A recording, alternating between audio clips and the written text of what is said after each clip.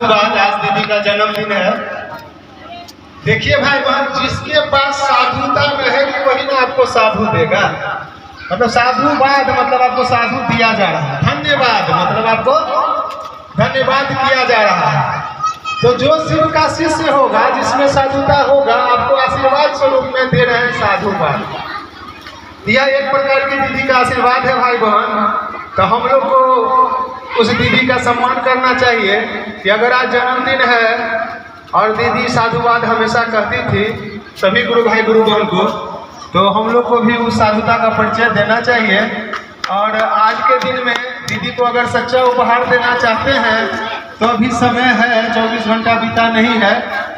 आज जब तक 12 बजे रात से पहले तक मोबाइल से हो, फोन से हो, आसपास में चल के हो, कम से कम एक शिव शिष्य बनाने का प्रयास करेंगे। अगर कहीं नहीं मिलेगा साहब के कथनानुसार, तो खुद शिव शिष्य होने का प्रयास करेंगे।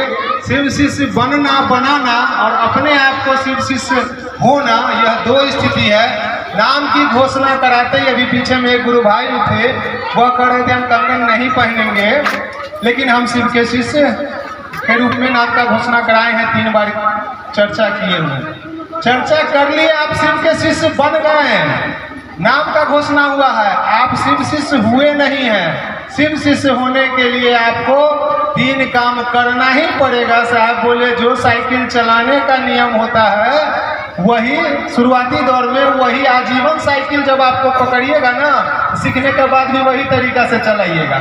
हम लोग मोटरसाइकिल चलाते हैं तो आपको कुछ करिएगा तो जिस हिसाब से गियर, एक्सीलेटर, क्लच लिया जाता है हाथ से और पैर से, वो वही लिया जाएगा।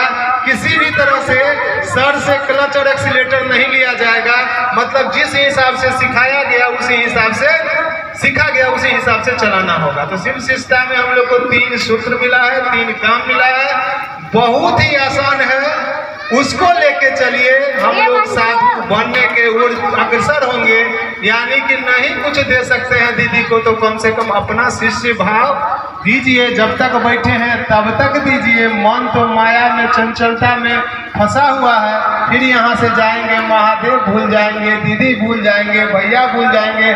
फिर अगली साल आएगी, फिर 10 दिन पहले 27 तारीख याद आएगा, घर घर जाके हम लोग एक अलग जगाएंगे।